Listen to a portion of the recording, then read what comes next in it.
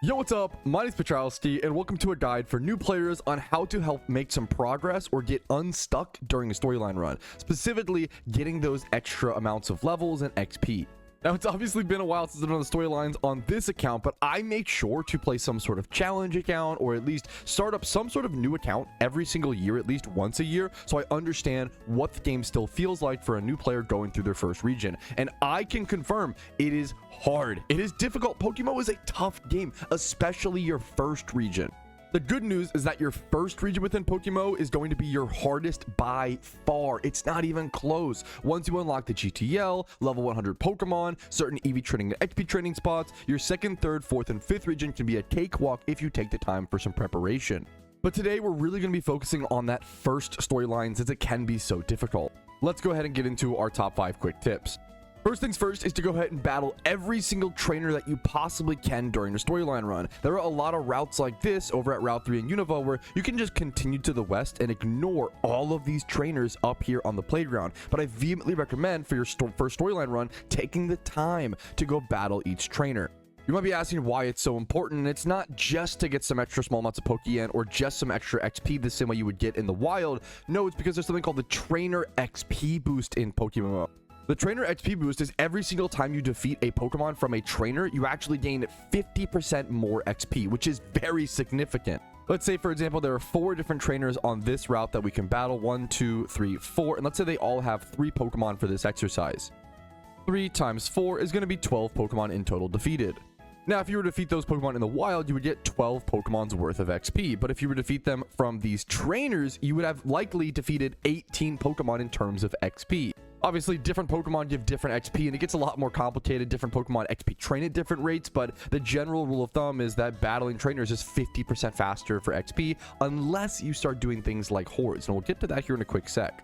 Next up, if you have your 4th gym badge or more, it is so unbelievably important to utilize the GTL to buy higher level Pokemon or even decently IV'd Pokemon.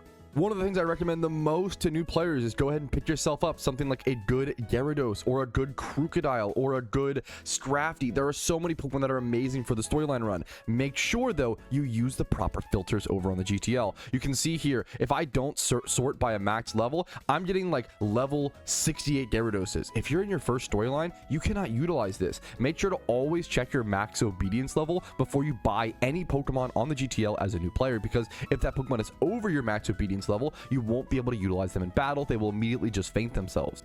If I search for a 10 plus attack IV, 10 plus speed IV, lonely natured Gyarados, which will do a ton of work, and then put the maximum level at level 30, you can find some really good options for like 10 to 15k. Storyline Pokemon are definitely more expensive than they used to be, especially things like those Gyaradoses and those Crocodiles. You can find budget options, and I do have budget videos on my channel if you're looking for budget storyline Pokemon. There are tons of different Pokemon that can work in the PokeMMO storyline, and it all really comes down to finding the best one on your budget.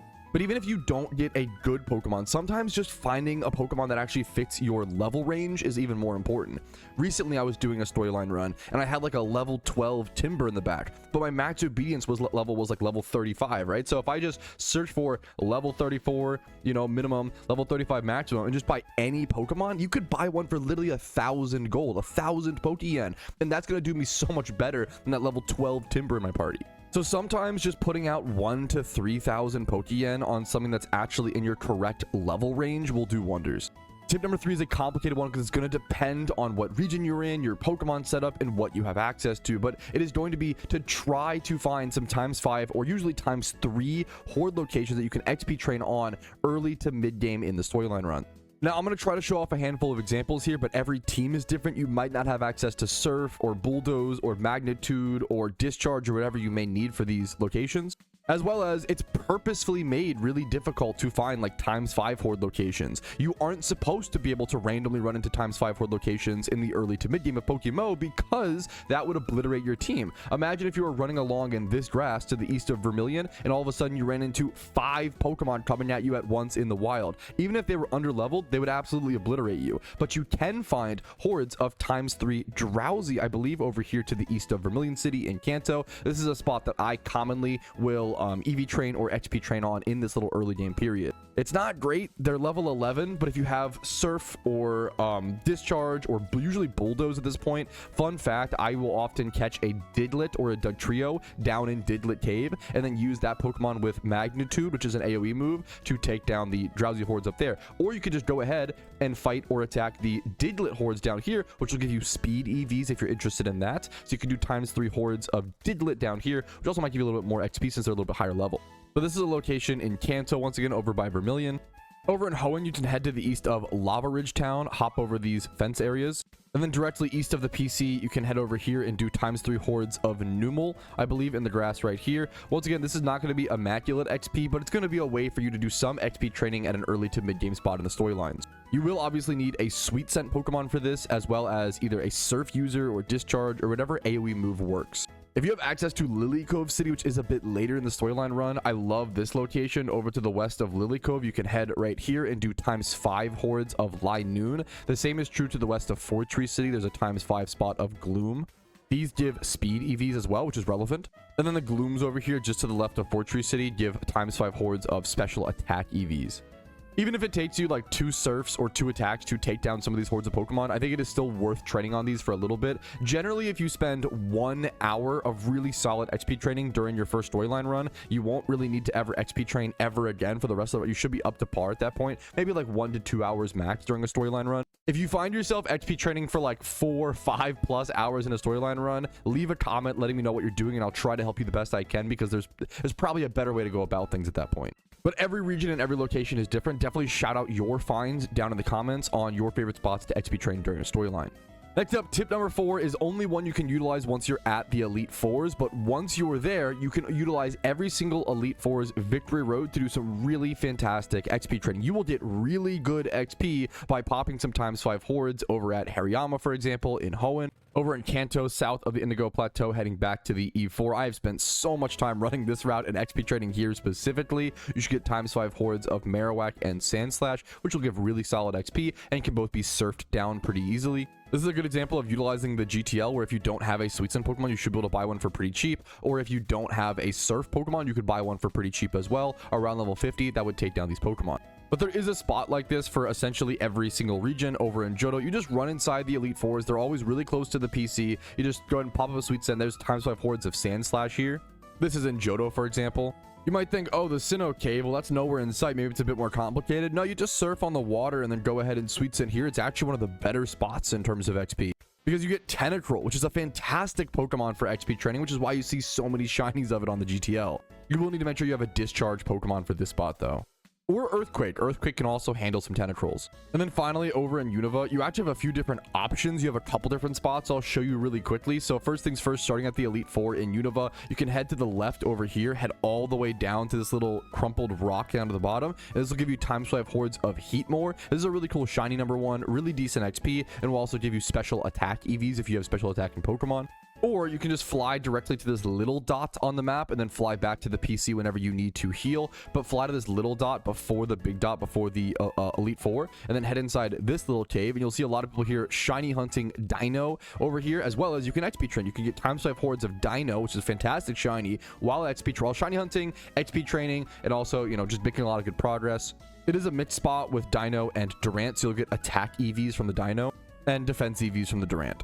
But if you're looking for attack EVs, this is a spot that I go to a ton after reaching the Elite Four in Unova storylines, buying a Gyarados, buying a Crocodile, heading over to a Pellucid City, and then biking up north. There's also great trainers to battle up here if you need to rebattle some trainers for some XP and some Pokeyen. I definitely recommend all the trainers over on this route in Unova, but this spot for the EVs/XP, Bouffalant right here, ×5 horde of Bouffalant. I have spent so much time here on alt accounts, EV training, XP training, getting things prepped for the storyline run. I cannot recommend this spot enough. It is a fan favorite of mine. You'll get 10 attack EVs per horde plus really decent XP. All right, but that's all the examples I want to show for the ×5 horde spots for this video. Let's move on to the 5th and final tip, which is a tough one to stomach when you're a new player because you have so little Pokeyen. Your resources feel so important, and they are, to be honest with you. But sometimes spending a little bit of Pokeyen on a few XP candies can just save you so much time that it is so unbelievably worth it. This is a newer item in PokeMMO. You can go check it out. You could buy an XP candy large for 4,000 Pokeyen, and that would give you 10,000 XP a piece. That is a little bit cheaper, it seems like, than buying the XP candy XL. You can kind of just compare. I wouldn't worry too much about the other ones, especially extra small and smalls. Never buy these as a new player. They're just usually not worth the price. They're usually really expensive for like certain shiny hunts and other niche things. Mediums can be worth it sometimes, but here you can see they are really not. You want to look for these XP candy larges. These are usually your best deal.